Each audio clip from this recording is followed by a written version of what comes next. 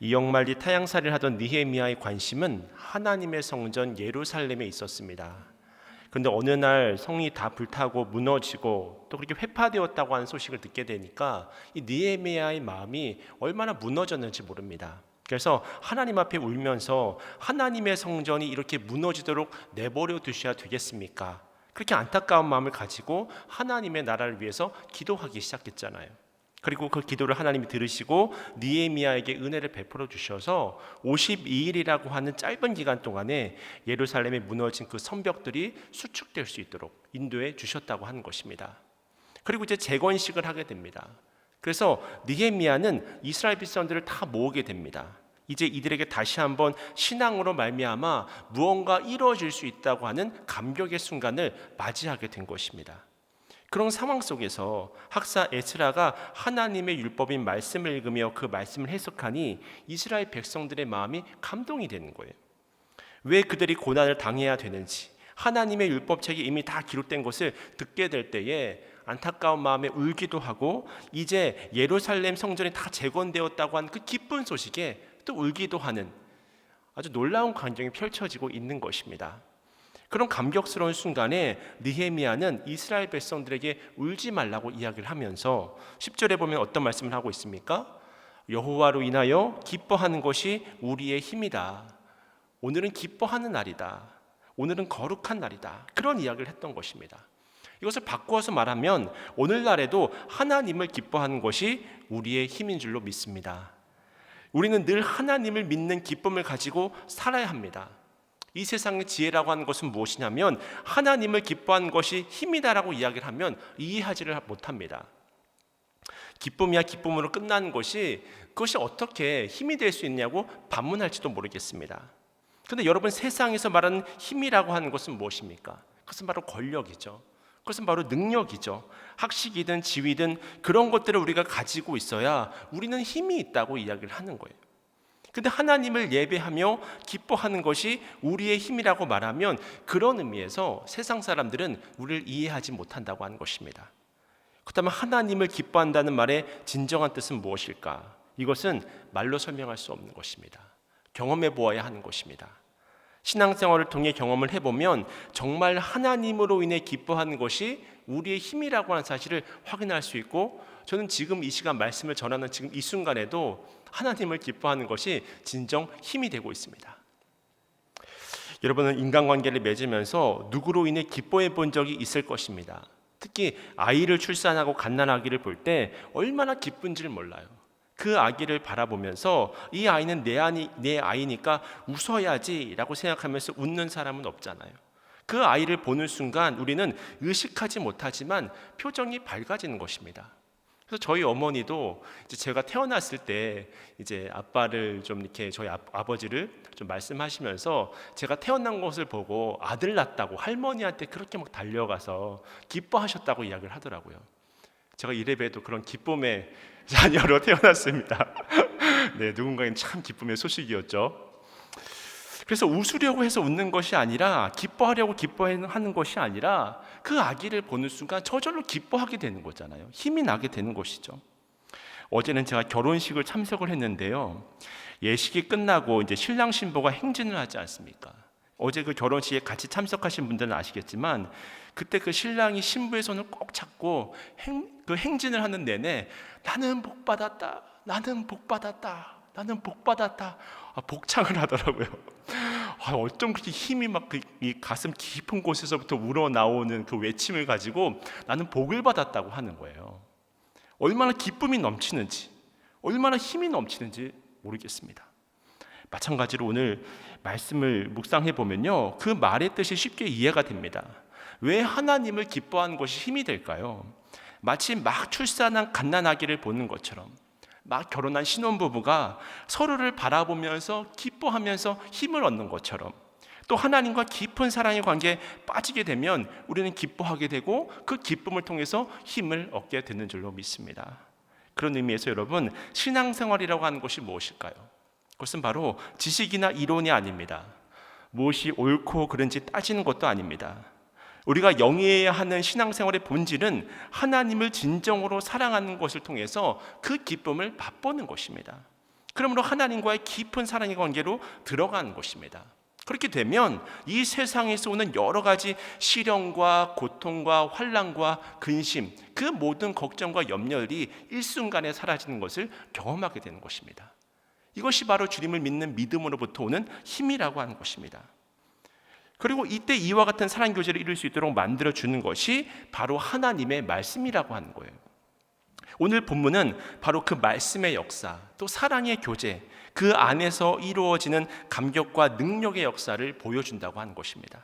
그렇다면 우리는 어떻게 말씀을 통해서 하나님과의 사랑의 관계가 회복돼서 영적인 기쁨 가운데 날마다 승리하는 삶을 살아갈 수 있을까요? 본문을 통해서 크게 세 가지로 나누어서 말씀의 은혜를 나누고자 하는데요. 먼저 우리가 영적인 기쁨이 회복되기 위해 필요한 첫 번째는 무엇이냐면 바로 하나님의 말씀을 듣는 것에 집중해야 한다는 것입니다. 우리는 하나님의 말씀을 듣는 것에 집중할 때 기쁨으로 늘 승리하는 삶을 살아갈 수 있게 된다는 거예요. 앞서 말씀드렸다시피 오늘 본문은 드디어 성벽이 완성된 상황입니다. 이스라엘 백성들은 52일 만에 산발락과 도비아를 비롯한 수많은 사람들의 조롱과 멸시를 이겨내고 성벽을 완성했거든요. 하지만 빠르게 건축하느라 말씀을 들을 수 있었던 기회가 없었던 것입니다. 사실 말씀이라고 하는 것이 영의 양식이 아니겠습니까? 그러니까 이스라엘 백성들이 말씀을 너무나 듣고 싶었습니다. 너무나 먹고 싶었습니다. 그래서 학사 에스라를 초청합니다. 말씀을 듣지 않고는 그들의 영적 굶주림을 채워줄 수 있는 것은 그 어떤 것도 없다고 한 사실을 알았기 때문에 초청했던 거죠. 그리고 말씀을 듣기 시작합니다. 경청하기 시작합니다. 귀를 기울이기 시작합니다. 그것이 바로 오늘 본문의 3절 말씀인데요. 3절 말씀 우리 함께 느헤미야 8장 3절 말씀 함께 읽겠습니다. 시작. 수문학 광장에서 새벽부터 정오까지 남자나 여자나 알아들을 만한 모든 사람 앞에서 읽음에 뭇 백성이 그 율법책에 귀를 기울였는데. 아멘. 오늘 이스라엘 백성들이 놀라운 행동을 보이고 있는 것을 확인할 수 있는데요. 사실 이스라엘 백성들이라고 하는 것은 이 심판을 당했던 이유라고 하는 것은 바로 하나님의 말씀을 철저하게 무시했기 때문이 아니겠습니까? 구약에 등장하는 그 수많은 예언자들이 하나님의 종말을 예고했거든요. 하지만 그들은 회개하기는커녕 이 권고를 비아냥거렸잖아요. 아니, 성전이 어떻게 예루살렘에 있는데 우리가 무너질 수 있느냐고 이렇게 비아냥거리면서 외면하지 않았습니까? 하지만 그것의 결말은 무엇이었어요? 세상에서 쓰러지고 이방인의 포로로 끌려가는 것이 바로 그들의 결론이었다고 하는 것입니다. 그렇게 이들이 이방인의 포로로 잡혀가면서 철저히 깨달은 것은 무엇이냐면 하나님의 말씀이 능력이구나. 우리가 하나님의 뜻대로 살지 못해서 이렇게 고난의 세월을 견뎌낼 수밖에 없었던 것이구나. 이것을 철저하게 깨달았던 것입니다.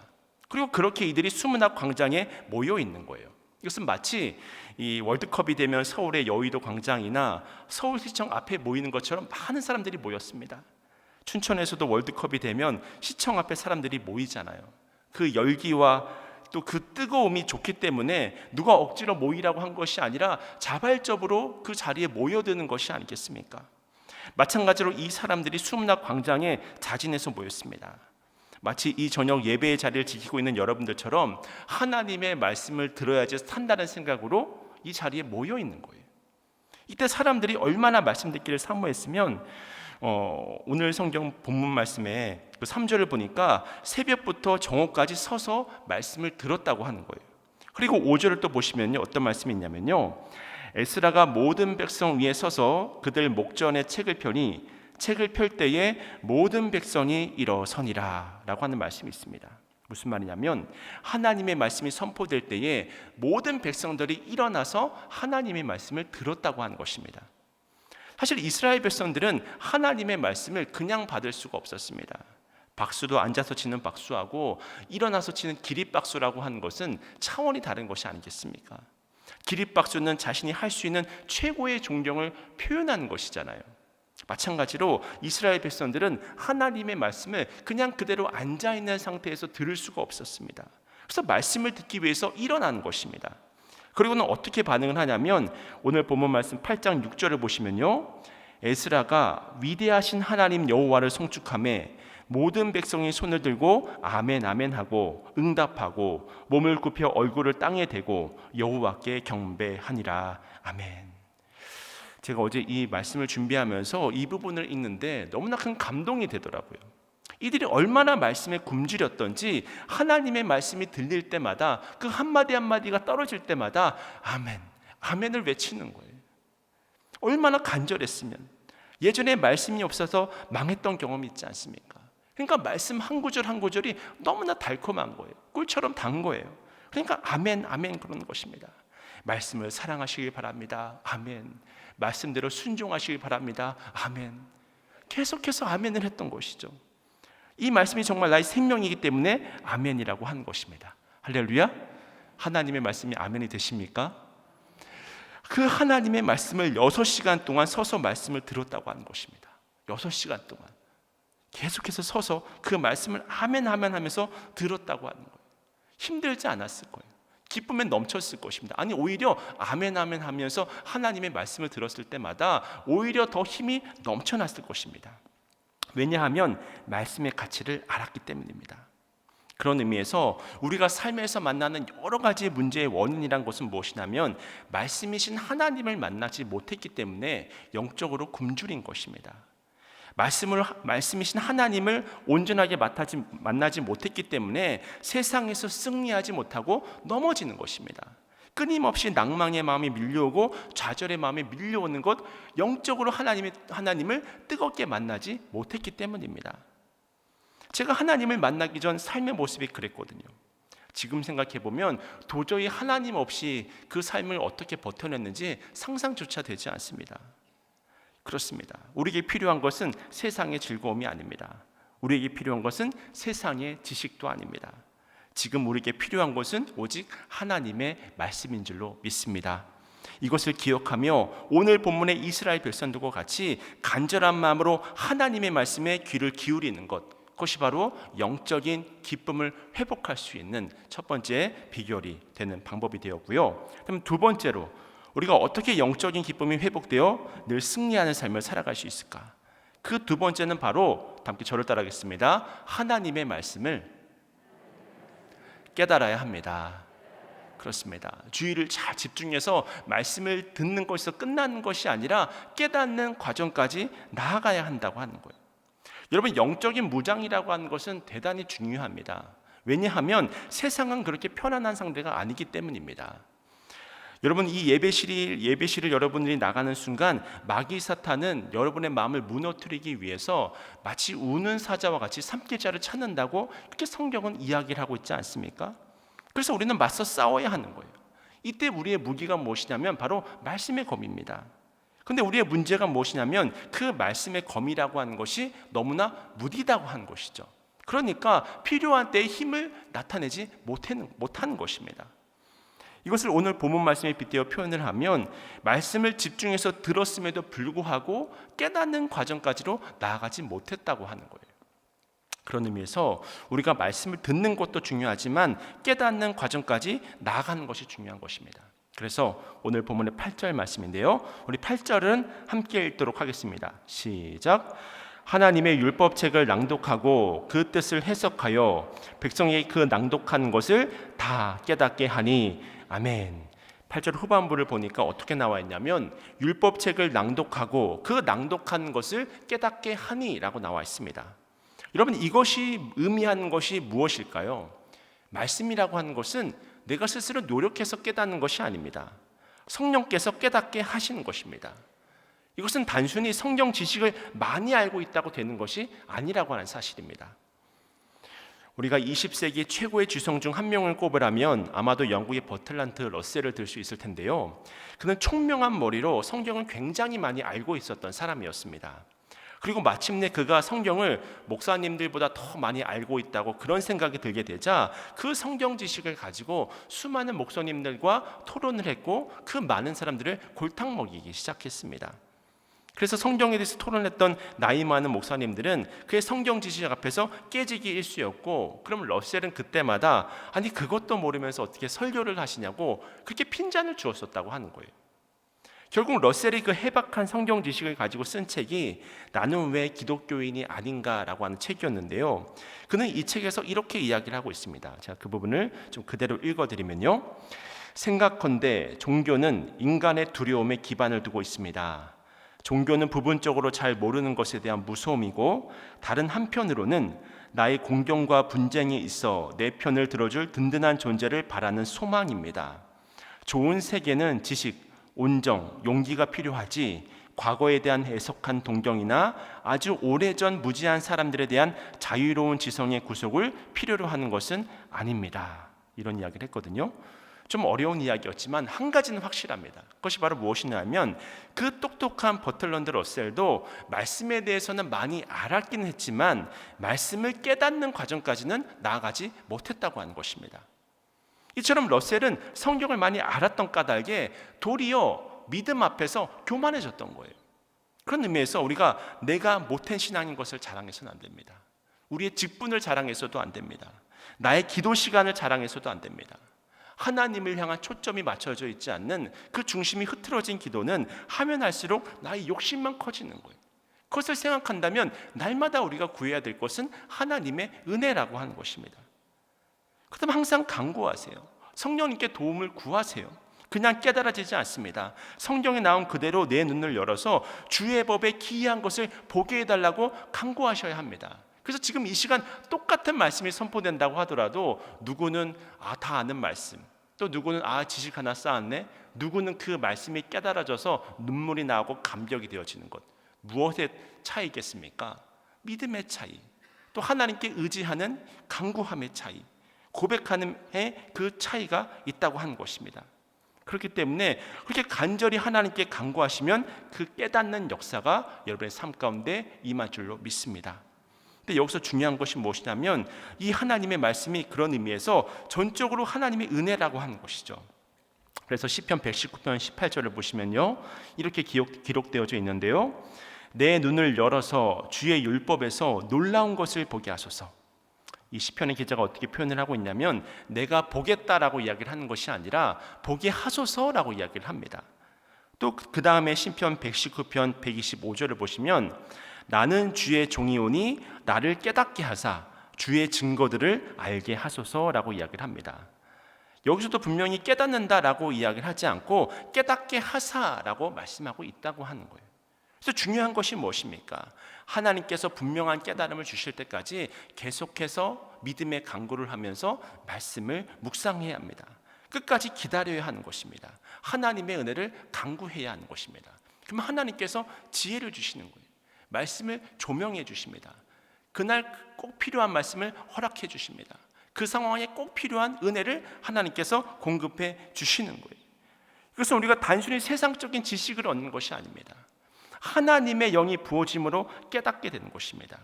그 영이 나를 살리며 내 안에 역사를 일으킵니다. 그러면 삶이 변화됩니다. 생명력이 넘치게 됩니다.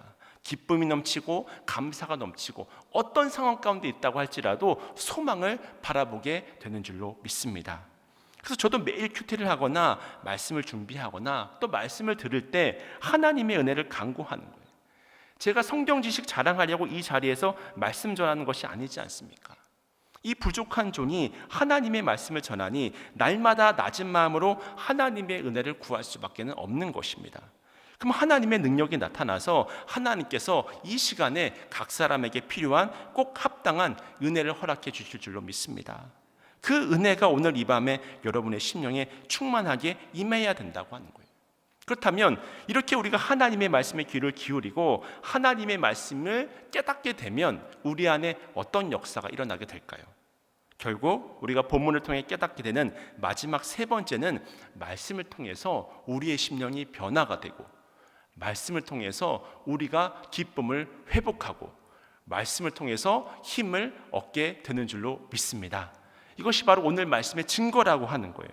그래서 오늘 본문의 9절도 보시면요, 이스라엘 백성들도 하나님의 말씀을 들리고 그 말씀의 의미를 깨닫게 되니까 눈물이 터지는 거예요. 여기서 울었다고 하는 표현이 중요한데 이것은 이들이 하나님의 말씀을 듣고 그 말씀이 이들의 마음을 움직인 것입니다. 깨닫게 하신 것입니다. 회개가 터져나오게 한 거예요. 결국 이 말씀이 우리에게 주는 교훈은 하나님의 말씀은 그것을 듣는 모든 사람들의 마음을 움직이는 능력이 있다고 하는 것입니다. 저는 개인적으로 산을 옮기는 것보다 더 큰 기적은 사람의 마음을 움직이는 것이거든요. 정말 그 싫은 사람을 좋아하는 감정을 들게 하는 것은 어떤 일도 안 됩니다. 억만금을 줘서도 안 되는 일입니다. 또 사랑하는 사람을 싫어하는 일도 억만금을 줘서도 안 되는 일이에요. 그 사람의 마음이 움직이는 것은 너무나 어려운 일인데 성령의 은혜가 임하게 된다면 원수도 용서하고 사랑하게 되는 것이죠. 또 사랑 못할 사람이 없는 것이죠. 그것이 바로 하나님의 은혜라고 하는 것입니다. 그 말씀이 변화시키는 능력이 있다고 하는 거예요.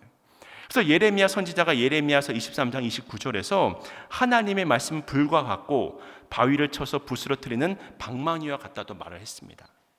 그리고 하나님의 말씀은 반드시 그대로 이루어집니다. 그래서 이사야 선지자가 이사야서 55장 11절에서 이렇게 증거했는데요. 내 입에서 나가는 말도 이와 같이 헛되이 내게로 돌아오지 아니하고 나의 기뻐하는 뜻을 이루며 내가 보낸 일에 형통함이니라. 하나님이 말씀하시면 반드시 그대로 이루어진다는 거예요. 이렇게 놀라운 하나님의 말씀을 듣고 깨닫게 되니까 이스라엘 백성들의 심령에 변화가 일어나기 시작했습니다. 그리고 하나님의 말씀을 통해서 자신들의 삶을 돌이켜보니까 회개하지 않고는 견뎌낼 수 있는 영혼이 아무도 없었던 거예요. 그래서 그들의 눈에서 회개의 눈물이 쏟아지게 되었던 것입니다. 여러분 한번 상상해 보세요. 6시간을 서서 말씀을 들었고요. 그 말씀을 경청했고 한마디 한마디 떨어질 때마다 그 말씀이 얼마나 달았던지 아멘 아멘 하면서 그 말씀을 받아들였습니다. 그랬더니 그 말씀이 깨달아지고 그 심령을 변화시켜서 눈물이 쏟아지게 하셨다는 거예요. 하나님의 역사인 거죠. 하나님의 은혜인 것입니다. 그래서 9절을 보시면요, 우리 9절 말씀을 함께 읽겠습니다. 시작. 백성이 율법의 말씀을 듣고 다 우는지라. 총독 느헤미야와 제사장 겸 학사 에스라와 백성을 가르치는 레위 사람들이 모든 백성에게 이르기를 오늘은 너희 하나님 여호와의 성일이니 슬퍼하지 말며 울지 말라 하고.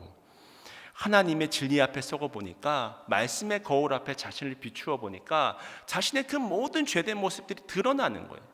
또 그럼에도 불구하고 하나님께서 용서하시고 받아주시고 말씀을 들려주시니 은혜가 아니겠습니까? 이것이 얼마나 놀라운 은혜겠습니까? 이렇게 하나님의 말씀 앞에 서게 되면 그 어떤 완고하고 패역한 사람이라고 할지라도 그 말씀 앞에서 고꾸라질 수밖에 없는 거예요. 그래서 우리가 사도행전 2장을 보게 되면 베드로가 오순절날 성령이 충만해서 하나님의 말씀을 전할 때 사람들이 어떻게 반응을 했습니까? 그들이 마음의 찔림을 받아서 우리가 어떻게 할까? 사도들이 고백을 하잖아요. 하나님 앞에 서고 보니까 그동안 자신들이 얼마나 잘못 살아왔는지가 깨달아지는 것입니다. 그래서 이제 우리가 어떻게 해야 되냐고 질문하지 않을 수가 없었던 거예요. 그리고 히브리서 기자는 아주 유명한 말씀이죠. 히브리서 4장 12절에서 이렇게 말씀합니다. 하나님의 말씀은 살아있고 활력이 있어 좌우의 날선 어떤 검보다도 예리하여 혼과 영과 및 관절과 골수를 찔러 쪼개기까지 하며 또 마음의 생각과 뜻을 판단하나니. 이렇게 하나님의 말씀을 들으면 변화될 수밖에 없는 거예요. 왜냐하면 하나님이 말씀이시기 때문입니다. 그래서 요한복음 1장 1절에도 보면 태초에 말씀이 계시니라. 이 말씀이 하나님과 함께 계셨으니 이 말씀은 곧 하나님이시니라 라고 하는 말씀이 있는 것입니다. 이처럼 말씀이 곧 하나님이십니다. 그러므로 누구든지 이 말씀을 진정으로 받아들이면 그 말씀이 여러분을 성령의 은혜를 통해서 깨닫게 하십니다. 그리고 변화를 일으킵니다. 나쁜 쪽으로의 변화가 아니라 가장 좋은 쪽으로, 가장 선한 방향으로 우리의 모습을 주님의 형상으로 변화시켜 주시는 거예요. 이것이 바로 성령의 역사입니다. 그래서 우리가 교회의 역사를 보게 되면 하나님의 말씀이 진정으로 임하는 곳에는 회개와 부흥의 역사가 있었다고 하는 사실을 확인할 수 있는데요. 그 대표적인 예가 이 1907년 우리나라에서 있었던 평양 대부흥 운동이 아니겠습니까? 그때 엄청난 회개 운동이 일어났었는데 그때 많은 증인들 중에서 그레엄 리라고 하는 선교사가 이런 기록을 남겼는데요. 한번 어떤 역사가 그때 있었었는지 한번 여러분이 한번 들어보시길 바랍니다. 그대로 읽어드리겠습니다. 월요일 저녁 우리는 무슨 일이 벌어질지 모르는 상태로 예배에 참석했다. 우리의 간구를 들어주시기를 하나님께 비는 마음뿐이었다. 예배당에 도착해서 우리는 무언가 일어나고 있음을 느꼈다. 강렬한 설교가 있었고 거기 모인 모든 사람들이 함께 참여하는 통성기도로 들어갔다. 통성기도는 이때 집회의 특징이었다. 기도가 끝나고 몇 사람이 나와 간증을 한 후 인도자가 찬송을 인도한 후 집으로 돌아갈 사람은 가고 새벽까지 남아 기도할 사람은 남아 있으라고 권고했다. 대부분이 돌아갔으나 500~600명 정도가 남았다. 우리는 그들을 기역자로 꺾여진 교회 중앙으로 모았다. 그리고 기도회를 시작했는데 그 기도회는 우리가 지금까지 보지 못했던 그런 형태로 진행되었다. 기도를 마친 후 회개할 사람이 있느냐고 하자 그 순간 하나님의 성령이 모인 사람들에게 임했다. 한 사람씩 일어나더니 자기 죄를 자백하고는 쓰러져 울기 시작했다. 그들은 마루에 몸을 뒹굴고 주먹으로 마룻바닥을 때리면서 그 심한 고통을 호소했다. 우리 집 요리사도 자복하면서 몸을 뒹굴었다. 그는 나를 보더니 목사님 말씀해 주세요. 내게 소망이 있습니까? 과연 제가 용서받을 수 있을까요? 내게 달려와 몸부림치며 울기 시작했다. 여러분, 이것이 바로 1907년에 평양의 대붕 때 있었던 증거거든요. 하나님의 말씀이 선포되고 또 그 말씀이 들려지고 성령께서 그 말씀을 깨닫게 하시고 그 말씀의 거울 앞에 자신을 비춰보니 너무나도 부족한 거예요. 너무나도 죄인이 그 앞에 서 있는 것입니다. 그럼 하나님을 바라보면서 하나님의 은혜를 간구하지 않을 사람이 누가 있느냐는 거예요. 그 순간 우리는 엎드려서 하나님을 바라볼 수밖에 없는 것이 아니겠습니까? 그렇게 마찬가지로 이 이스라엘 백성들도 그렇게 울고 있었을 때 이스라엘 백성들을 향해서 느헤미야가 던진 마지막 메시지가 무엇이냐면요, 오늘 보면 10절 말씀 우리 마지막으로 다 함께 읽도록 하겠습니다. 시작. 느헤미야가 또 그들에게 이르기를 너희는 가서 살찐 것을 먹고 단 것을 마시되 준비하지 못한 자에게는 나누라. 이날은 우리 주의 성일이니 근심하지 말라. 여호와로 인하여 기뻐하는 것이 너희의 힘이니라 하고. 아멘. 그렇게 평양의 대부흥 때 회개하던 사람들이 마룻바닥을 치면서 내게 소망이 있느냐고 물어보면서, 그것은 절대로 잘못된 방향으로 가는 것이 아니잖아요. 하나님을 의지하는 것이 힘이기 때문에 그렇게 자신의 죄에서 한탄하고 또 내가 붙들고 있었던 그 모든 것들을 내려놓고 주님을 바라보게 되면 하나님께서 우리에게 기쁨을 회복시켜 주실 줄로 믿습니다. 여러분, 이 자리에 나오셨을 때, 말씀을 들으셨을 때 어떤 세상의 근심과 걱정이 있으십니까? 하나님의 말씀이 지금 이 시간 힘을 내라고 말씀하십니다. 너의 세상 문제를 가지고 울지 말고 너의 죄의 문제를 지금 털어놓고 울라고 하십니다.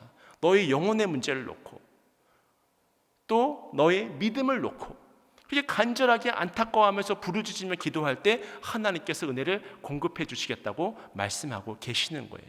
그 하나님을 우리가 만날 때 힘을 얻게 되는 줄로 믿습니다.